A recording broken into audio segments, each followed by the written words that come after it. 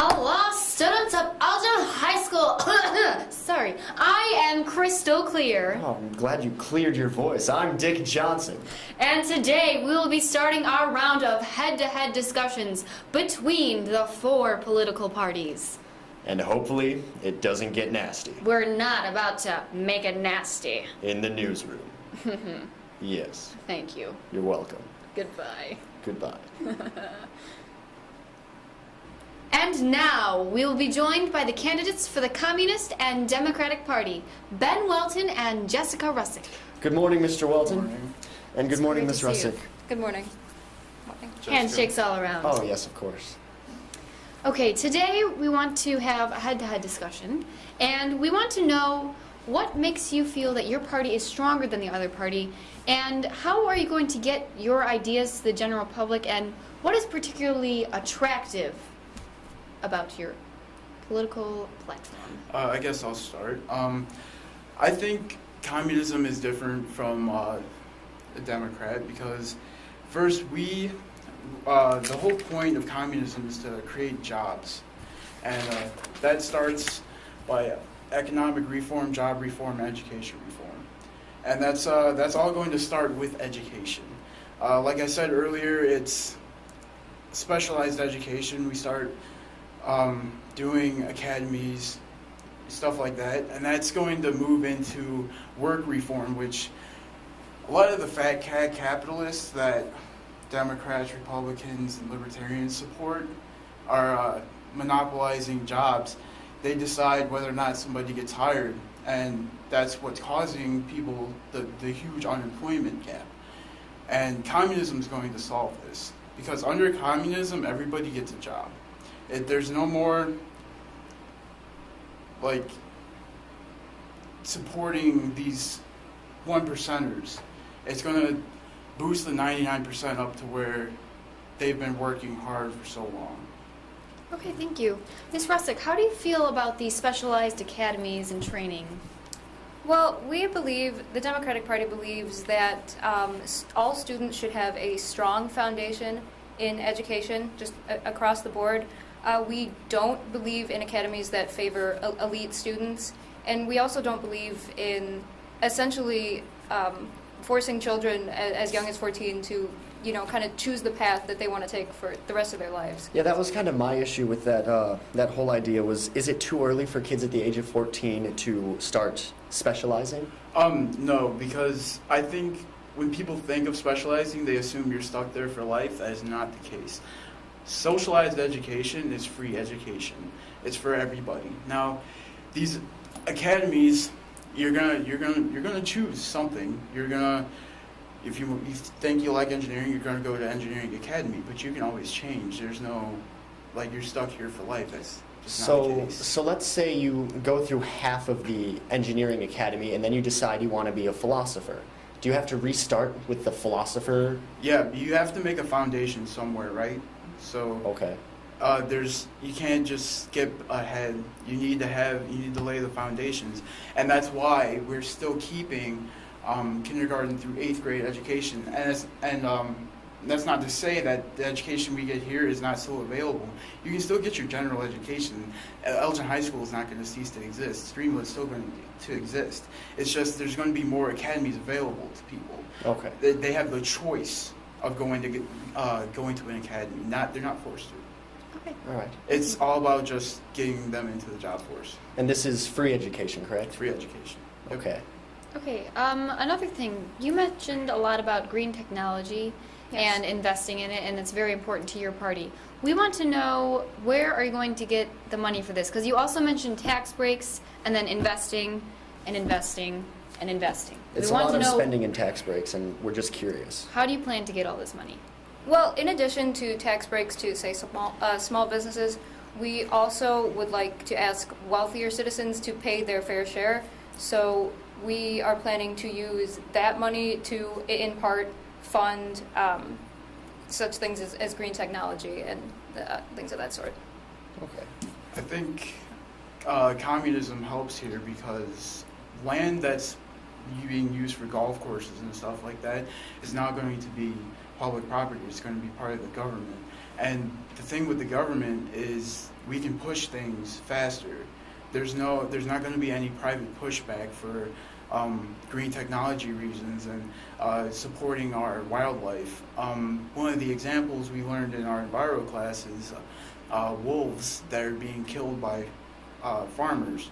And that's all because it's a huge dispute for private land. If we put aside what people need for agriculture and whatever is going to be used, there's not going to be this huge strife that this is my land, I get to choose what I need to do with it. And that's not to say that they don't have a choice.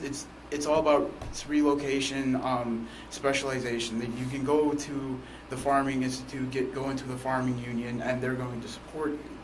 And yeah, we can, as the government, we can push things through faster. So you're saying that you would like to, instead of having small businesses, you want things such as golf courses and small farms to be owned by the government, or please elaborate. It's going to be government run. It's not a bad thing. It's preventing capitalists from choosing who gets a job and who doesn't. The whole reason we have this economic gap is because the 1% chooses who gets a job, what's good for them, what revenues they get. And it's just not fair, because when you have as much unemployment as we do, there needs to be a reform. And that's what communism's here for. So what is the whole communist idea on green energy? Because it seemed like you were sort of pushing slightly against it with what you just said. I'm a little confused, maybe. Green energy, we're going for whatever's best for America. That includes trying to make wind turbines wherever we can. And with the seizing of private land from the rich, we'll have more availability to do these green energy places. Okay. Okay, thank you. And now, Ms. Russick, discussing foreign affairs. Last time we talked to you, you said you want to pursue foreign terrorist affairs abroad. And we want to know how you plan on doing so without sending troops into open-ended conflict. Well, I mean, this is more about, I mean, okay, say sorry, let me start again. Okay, well, I mean, we know that Al-Qaeda groups, like, you know, groups like Al-Qaeda exist in certain countries abroad. We're talking Yemen, Syria, places like that. So, I mean, if we want to basically put together a reasonable plan to seek out these forces with, you know, possibly, I mean, smaller groups of military personnel to just sort of meet with the citizens of those countries and help them, you know, eradicate those forces. Basically, I mean, it's not so much an open-ended conflict as it is just sort of a little helping hand.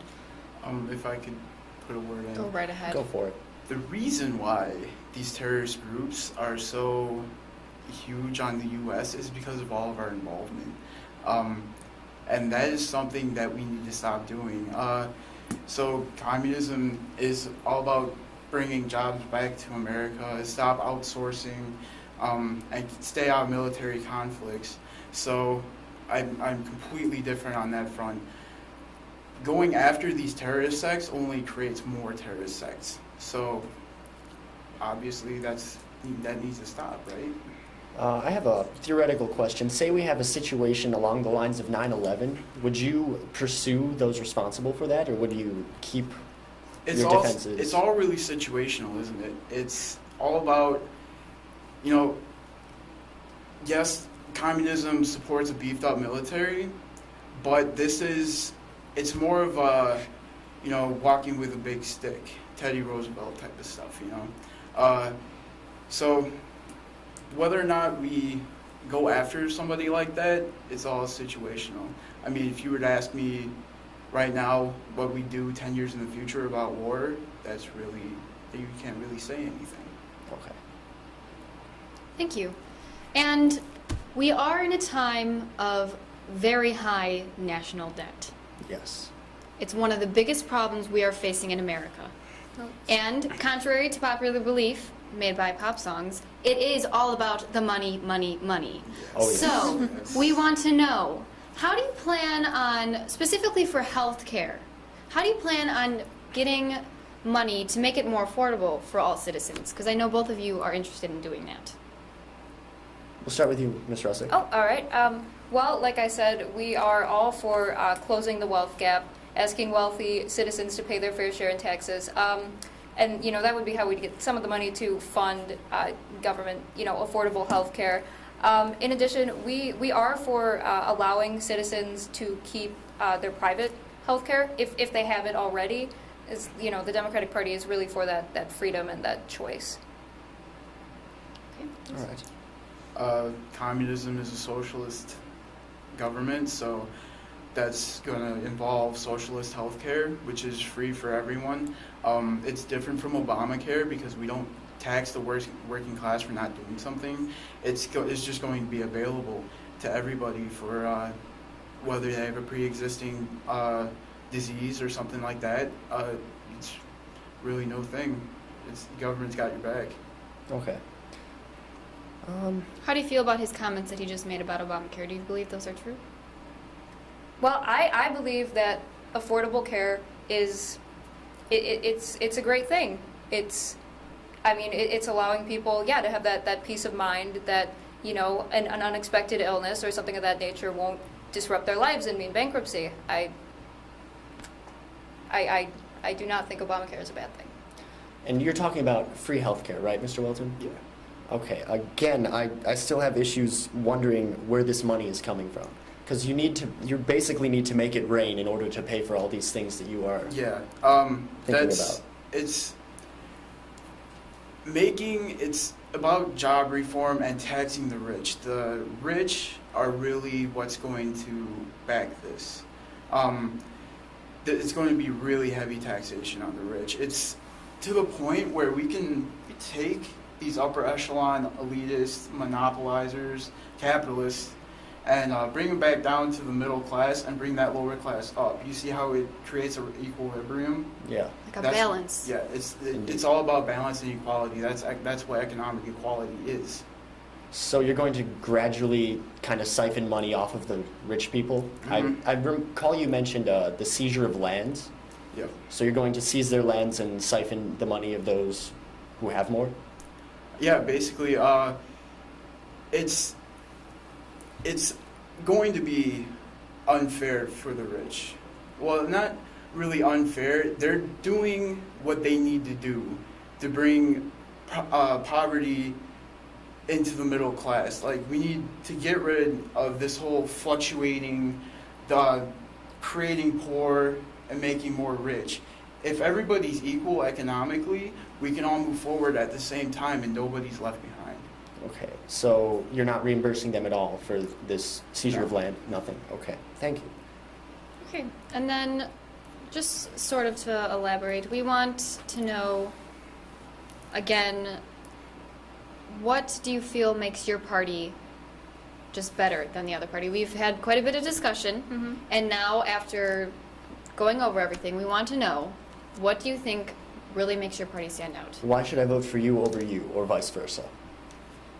Well, the thing about the Democratic Party is that it's really all about freedom, opportunity, and choice. Okay, I know. See, the Communist Party, it seems like at times that you want to put a ceiling on success, if you know. It's catchy. Thank you. Yeah, I mean, we believe and we advocate for personal achievement. We want to give everyone the tools to succeed, and that's where our broad-based education comes in, strong foundation education.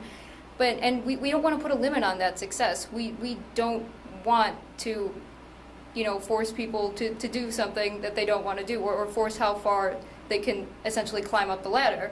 We just don't believe that's conducive to a good economy or a good nation, basically. Okay. Thank you. I differ in that. See, when you support that kind of capitalist ideal, you're creating poor people. You're supporting poverty. And that's just not what we need. Communism creates jobs, which is what America needs. We stay out of foreign affairs, which is what America needs, and we bring the lower, what capitalists see as, you know, lesser people back to the world. Okay. Before we finish, I just want to hit on social equality. I know in the last interview we had, the Communist Party told me that they would legalize gay marriage federally. You're still standing with that? Yes, I do. All right. How does the Democratic Party think on this topic? I know you advocate for equality, but will you outright legalize gay marriage federally? Yes, I believe that is a great decision moving forward. Like I've said before, and like I believe, I mean, the government should be behind equality for all people, regardless of gender, sexual orientation, or any other factor. Okay. And the communists also said that they would increase gun regulations while they still would not ban weapons. Mhm. How do you feel about that? Well, the government is not out to take anybody's weapons from them. That's not what we're about. But we do feel that purchasing a gun, there should be regulations regarding the purchasing of a gun, who can purchase it, where, you know, things like that. Okay. All right. I don't have anything else. That brings us to the end of our discussion. Thank you so much for being here. Yes, Thank you. indeed. It was invigorating. Thanks for Thank you having again. us. Thank you, Mr. Welton. Ms. Russell. Thank you. Jessica, Mr. Walton, thank you. it's nice talking to you.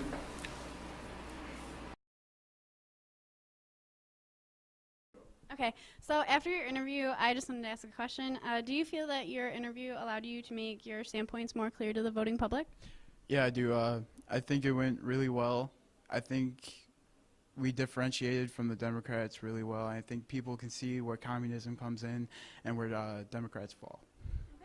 And is there anything that you want to add that you didn't get to say? No, I think I pretty much got through all my points. It's people just need to keep in mind communism is all about social and economic equality. Yeah, that's pretty much it. Thank you, Ben.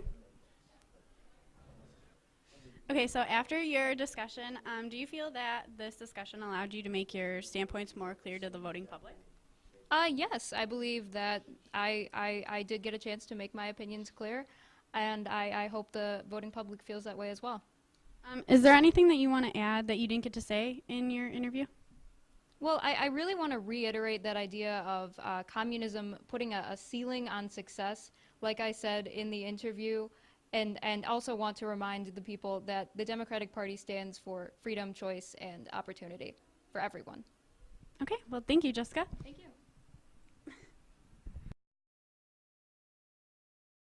And now we will be starting round 2 of the head-to-head discussion with the presidential candidates, Jimmy Stearns and Matt Korinsky. Good morning, Mr. Stearns. How are you? Good morning, Dick Johnson. Great to have Mr. you back on Krasinski. set. Good morning, Dick. Thank you. Good morning, Crystal. Thank you. And in today's discussion, we are going to start out with asking, what makes your party stronger than the other party? How are you going to try and get your ideas to the general public? And what is particularly appealing and attractive to the general public about your political campaign? All right, well, to begin, I'd like to say what's really attractive about the Libertarian Party is our freedom of choice and that we advocate free will. We really just want every individual to feel like they're a part of America. You know, this was a country founded by the people, for the people. The government shouldn't be facing them with a sword in their hand. They should be protecting us with a shield in hand. Okay. And how do you feel that differs and makes it better than Mr. Stearns' party? Well, I know Mr. Stearns is in favor of surveillance programs, which I believe violate the Fourth Amendment that we hold in the Constitution. And the government's really watching us and keeping an eye on us when they should be keeping an eye on the world to protect us. Okay, thank you. Mr. Stearns. Well, similarly to Mr. Korinsky's party, we also want to give a lot of the power back to people, and that means giving the power to these states so that they have the rights to address the needs that their individual localities most desire.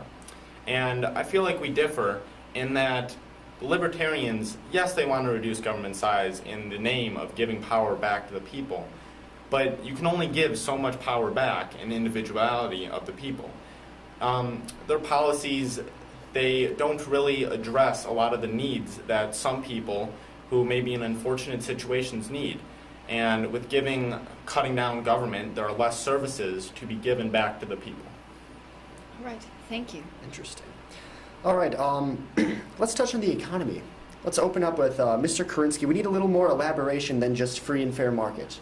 Okay, well, for example, a free and fair market would involve what I call a negative income tax. This idea is that the middle class does not see any income tax at all. Now, the higher class will receive a smaller progressive income tax, just enough so that they can, the tax can pay off the lower class people to make the difference in the wage difference that they might have, where they might be below the median income level. Interesting. Thank you. All right, and Mr. Stearns, regarding the economy, you talk a lot about tax breaks, and I'm just curious as to where this money is coming from. You also, in education, talk about increasing government loans and giving tax breaks to universities. And the way I see it, you just need more money in order to do this. Where you gonna get more money? Well, we don't necessarily need more money since we are cutting back government spending. Government spending is at an all-time high, and if we can cut that down, then we can offer these tax breaks to businesses and colleges, so that for businesses, it'll create more jobs and more stimulus in the economy. And for colleges, tuition costs are skyrocketing, and hopefully that'll lower the costs of tuition, making college more affordable. Where are you cutting government spending from? Well, there are a lot of superfluous programs, like healthcare, for instance. That is a program that, while not entirely, it's like certain programs, Medicaid, Medicare, they offer valuable services, but they are currently not run in the best manner. And if we can really cut those down a bit, and other programs like it, then we can save some money and also make those programs more efficient. Okay, and then Mr. Karinsky, you said regarding education that you would like to increase the competition among those who want to go to a higher level education, such as a university or community college whatsoever. And we want to know, how do you plan on making the college prices drop so quickly for those who plan on attending such an institution? Well, like I said last week, the reason why college tuition is so high it stems from the grants that we hand out and the loans that we hand out. I would like students to realize that there's different options than a public four-year university. There's trade schools, community college, and you can even study courses online. And yeah, that's really how you build competition. Okay. Interesting. All right, let's touch on foreign affairs. We have a couple of differing foreign affair policies going on between you guys. I'd like to say that the Republicans are more of a police force, whereas the Libertarians are more of an ambulance sort of idea. Correct me if I'm wrong, but I believe the Libertarians wish to offer help only when asked. Yes, that is correct. Are there any exceptions? The exception would be, like, for example, during World War II and the attacks on Pearl Harbor, where that is an imminent threat to the American people. Then we believe the government definitely needs to step in to protect the American people. How would they do so? Would they have small forces on hand, or what? How Yes, do you plan on I mean, implementing that? While we are definitely going to take a step back from the offensive stance, we are going to maintain a strong defensive military. By reducing our spending on the offensive, we can relocate that funding back to our defense to make sure that the American people are safe and protected.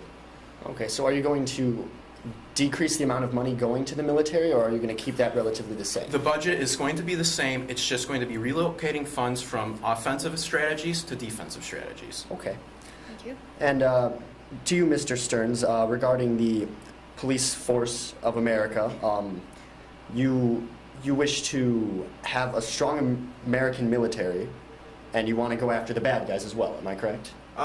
For the most part, we don't want to just jump into every single foreign affair that's out there, but if democracy for people around the world is in jeopardy and we feel we can help, and also if it's a nation that we have strong ties to with trade or alliance, then we feel we should help them if we can. What if they don't ask for help? Because that seems to be the big difference here. Yes. Well, if they don't ask for help, it really depends what the conflict is. If it's a rebelling people against maybe an authoritarian government who we trade with, then that's different than, say, two nations, one our ally, one not, fighting each other. So So with that, if they are not asking, then it really just depends on the issue. So, yeah. Do you agree with that, Mr. Krinsky? No, I don't agree with that. For example, we have drone strikes in at least 6 countries, and the reason that terrorism grows and stems from that is because we're building bases in their country when they ask us specifically not to. You wonder why terrorists hate America. They don't hate the idea of freedom and opportunity. They want that for their people as well. They hate the fact that we've been policing them for over a decade now. We've overstayed our welcome, and we need to get out. How do you feel about that? Well, for instance, when we got into conflict with the Middle East, we felt government intelligence said that there were nuclear devices. Now, maybe they didn't ask for help there, but that's a direct threat to American safety if terrorists centered in that area have access to such deadly devices. While I agree that the interest was with nuclear weapons, the issue at hand was that we overstayed our welcome. After we realized that there was no nuclear weapons, we stayed, we put up oil companies, and we overstayed our welcome. There was no conflict once we realized that, but yet we still chose to stay. All right. I think we should move on to social issues. Live and let live. Mm-hmm. I'd like you to touch on that a little more. I believe that your premise is if it doesn't hurt you, get over it, that sort of thing. Yes. What comes with freedom is that you take the risk of controlling your own body. If you choose to take drugs or to pursue a partner of the same sex, that's your decision. And any repercussions that come with that, you've understood because you've taken that chance. It does not inflict on the rights of any other people, and so that's your decision. And Mr. Stearns, I know you feel that it should be left up to the states to decide these things. Is that still the same? How do you feel about Mr. Krinsky's claims? Like you said, it is states, so they best know what their people desire. And what he's saying is that everyone should just be able to do what they want. Well, if there's a person who doesn't necessarily want to live in a community for whatever reason, with drugs, with gay marriage, with abortion allowed, then, well, abortion, obviously, like the specific types and like when you would use it. But if they don't want to live in that community, then they shouldn't have to. They should be able to live somewhere where they feel they are best represented. I don't think that we're going to be forcing these ideas on the American people. It's a self-choice. You have the choice to find communities that you want to live in that follow what you believe in. We're not forcing everyone to marry a same-sex partner or to take drugs. We're just providing that choice to the American people. Yeah, that's true. But, again, if you don't want the type of people that do those sorts of things in your lives, then you should be able to live in a spot where it's just not allowed. Again, I don't think doing those sorts of things infringes on other people. I believe if we're going to have recreational marijuana, it will be in the households of individuals. You shouldn't be in the households of another individual if they don't want you there. And a same-sex marriage does not bother anyone else. I don't see the conflict there. I don't see how it aggravates other people. It's someone loving another partner. Speaking of recreational and medical marijuana, Yes. you said in the last interview, I believe, that you want to legalize both of these federally. Yes. How do you feel about that, Mr. Stearns? What would you do in that situation? To federally legalize marijuana, I'm sorry, what was the second one? For recreational and medical purposes. Yes. Okay. Again, I feel like it's the state's rights to decide, and there should be a fine line between the differences of recreational and medicinal. For instance, in Colorado, recreational marijuana is currently taxed at 25% sales tax plus different and increasing, or not increasing, but different sales tax as it gets more local. And this, for instance, is a great boost to that economy as people are no longer acquiring these drugs illegally. But it also, and then for medicinal marijuana, you don't have to pay those same taxes. But again, I don't feel the government should be able to decide, the federal government should be able to decide what the local people in local localities, so at state level, what they want. And if they don't want those drugs in their communities, in their lives, then the government shouldn't be able to force that on them. Okay. Do you have anything? No comment. Okay. Okay, thank you. And for the next thing that we would like to touch on is healthcare. We know that you said that you want a mixture of privatized and government, and we want to know who gets what types of health care within the country? Well, for instance, the government healthcare would be more like Medicaid, Medicare, people who are really trying to work, but they just can't afford it. They haven't been given the opportunity to be able to afford these things. And on a private level, healthcare for everyone, it provides more competition. With government healthcare, you're given like one doctor maybe per your area, and that really doesn't give you necessarily the best care. With private healthcare, all the doctors are competing for your business, so you have better competition and better quality. And Mr. Karinsky, I know regarding healthcare, you mentioned that you wanted it to be privatized. Do you want it Yes. to be completely privatized with Yes, I no do. government? Yes, I do. I believe the reason why healthcare costs are very high today is because of the regulation that government puts on doctors. Before the 1980s, before Medicaid was ever intact, we had a pretty privatized healthcare market, and costs were very low. You don't need to tell the people that they need to buy insurance because the health costs are going to be very low due to competition, and regulation is going to drive those costs up, and it's not going to be very good for the American people. And you won't go as far as to privatize the entirety of healthcare, will you? No, because as he's saying, if that was the way, people who can't afford it but are really trying to work hard in the environment. Maybe you have a single mother who's working 2 part-time jobs to just try and provide for her children. She's not going to be able to afford necessarily, she's not necessarily going to be able to afford that privatized healthcare. So if the government in that scenario steps in and gives her a little boost, then maybe she can improve the lives of her and her children. How do you feel about this, Mr. Krinsky? Before the 1980s and before Medicaid was ever intact, hospitals took in people that could not afford the very cheap health care that was already at hand. But what we're saying today is, if you can't afford to pay your taxes, you're going to be turned away from health care costs. While before, when it was privatized, hospitals still took a chance on people, even if they knew at first hand they would not be able to pay for their cheap costs.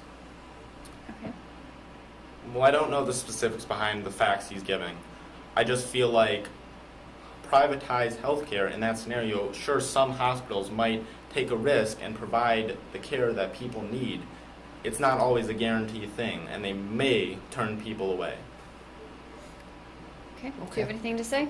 With a privatized health care market, there's going to be, and with less regulations, there's going to be a lot more hospitals and doctors at hand, and I think people will not have any issues trying to find a cheap and effective doctor.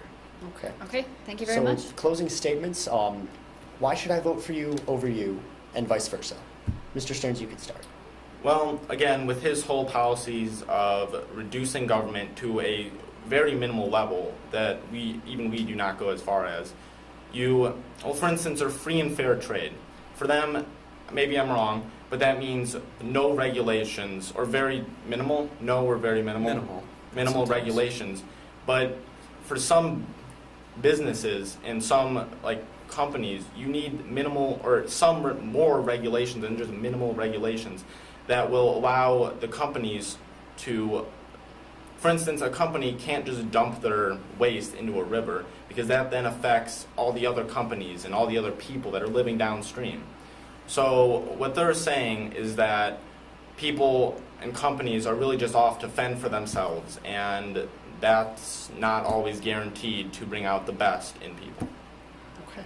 Mr. Yeah. Karinsky? This country was founded by the people, for the people, and when you vote Libertarian, you're voting for yourself.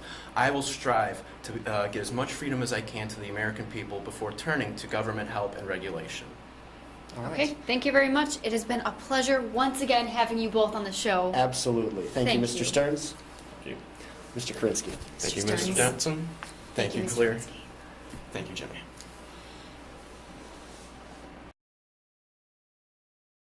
Okay, so after your interview, I just have a couple questions. Do you feel that the head-to-head interview allowed for you to make your standpoints more clear to the general public? I think so, because they got a different perspective instead of just me talking. They were able to hear me contrast my ideas with those of Mr. Karinsky, and it really just offers a different perspective where they can weigh the benefits of both.